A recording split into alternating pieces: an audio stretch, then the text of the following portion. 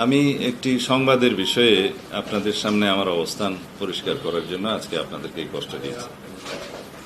গতকালকে জাতীয় দৈনিক প্রথম আলো এবং আর কয়েকটি পত্রিকায় এবং সম্ভবত একটি অনলাইনে এসছে, আমি দেখার সুযোগ পাইনি, একটি সংবাদ প্রকাশিত হয়েছে যে আমি দীর্ঘ 10 বছর পর আমার নিজ জেলা কক্সবাজারে অবতরণ করলে সেখানে সম্বর্ধনায় আমার দলের পক্ষ থেকে যে সম্বর্ধনা আয়োজন করা হয়েছে সেখানে একটি গাড়ি আমি ব্যবহার করেছি, যে গাড়িটি একটি কোম্পানির, যার নামে সংবাদে লেখা হয়েছে এস আলম কোম্পানির।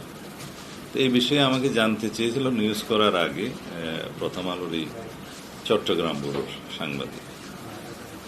তা আমি আননোন টেলিফোন, তারপরেও আমি হঠাৎ করে ধরে আমি বলেছি যে আমি কোন গাড়িতে উঠেছি, কোথায় যাব, এর কোনো কিছুই তো আমি ঠিক করতে পারিনি, আমি নিজেই জানতাম না। এগুলো জেলা বিএনপির নেতৃবৃন্দ যারা সম্বর্ধনা আয়োজন করেছে তারাই জানত। এখন দীর্ঘ 10 বছর পর আমার নিজ জেলায় যাওয়ার সুযোগ হয়। দলের নেতা কর্মীগণ আমাকে সম্বর্ধনা দেওয়ার যে আয়োজন করেছে বিমানবন্দরে এবং কক্সবাজার থেকে আমার নির্বাচনী এলাকা চকরিয়া পেকুয়ার মহাসড়কের বিভিন্ন স্থানে, তাতে লোকে লোকারণ্য হয়ে যায়।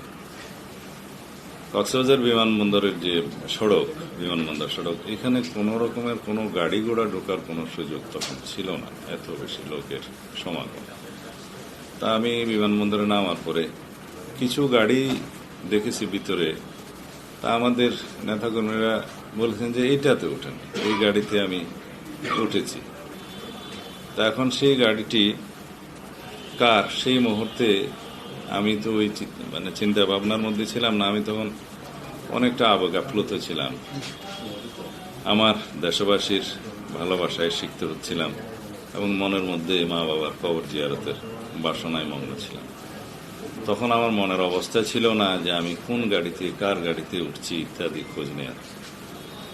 এই সংবাদ প্রকাশ হওয়ার পরে আমি খোঁজ নেওয়ার চেষ্টা করলাম এবং জানতে পারলাম এই গাড়িটা আমার এলাকার এক ছোট ভাই, যে উক্ত কোম্পানিতে বিভিন্ন জমি জমা দেখাশোনার কাজ করে এবং কোম্পানি থেকে তাকে বিভিন্ন সময় ব্যবহারের জন্য এই গাড়িটি দেয়া হয়।